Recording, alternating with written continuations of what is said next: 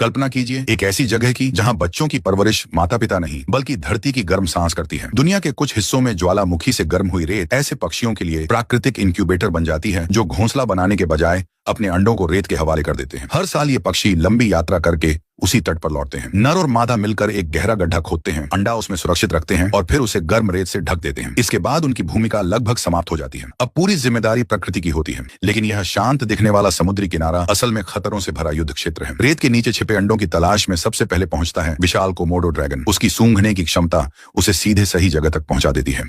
कुछ ही पलों में वह रेत हटाकर अंडों को निगल जाता है। रात ढलते ही जंगली सुअर भी भोजन की तलाश में निकल पड़ते हैं। उनकी तेज नाक रेत के भीतर छिपे अंडों को भी ढूंढ लेती है और देखते ही देखते कई घोंसले खाली हो जाते हैं। अगर इतना ही काफी नहीं था तो समुद्र की ऊंची लहरें भी किनारे के पास दबे अंडों को बहा ले जाती हैं। कई बार सांप भी मौका मिलते ही अपना शिकार बना लेते हैं। ऐसे में हर अंडे का जीवित बचना किसी चमत्कार से कम नहीं होता। इन्हीं अंडों में से एक आखिरकार फूटता है। रेत के भीतर से एक नन्हा चूजा बाहर निकलता है। जन्म लेते ही उसके सामने कोई माता पिता नहीं होते। उसे खुद ही अपनी पहली लड़ाई लड़नी होती है। वह बिना रुके जंगल की ओर दौड़ पड़ता है क्योंकि खुले तट पर एक पल रुकना भी जानलेवा साबित हो सकता है। जंगल पहुंचने के बाद भी मुश्किलें खत्म नहीं होती। ऊपर शिकारी पक्षी मंडरा रहे हैं, नीचे घात लगाए सांप और दूसरे शिकारी मौजूद हैं। हर कदम पर उसे सतर्क रहना पड़ता है। धीरे धीरे वह भोजन ढूंढना सीखता है, खतरे पहचानना सीखता है और हर दिन पहले से अधिक मजबूत बनता जाता है। समय बीतता है, उसके पंख पूरी तरह विकसित हो जाते हैं। फिर एक दिन वह अपने जीवन की सबसे बड़ी छलांग लगाता है और पहली बार आसमान में उड़ान भरता है। यही उड़ान उसके नए जीवन की शुरुआत होती है। कुछ वर्षों बाद वही नन्हा चूजा एक वयस्क पक्षी बन चुका होता है। उसे अपना साथी मिलता है और दोनों फिर उसी समुद्री तट की ओर लौटते हैं जहां उसकी कहानी शुरू हुई थी। वह दोबारा गर्म रेत में गड्ढा खोदता है, अपना अंडा उसमें सुरक्षित रखता है और प्रकृति पर भरोसा करके लौट जाता है। यहीं से जीवन का यह अनोखा चक्र एक बार फिर शुरू हो जाता है, जहां हर नई शुरुआत के साथ संघर्ष भी जन्म लेता है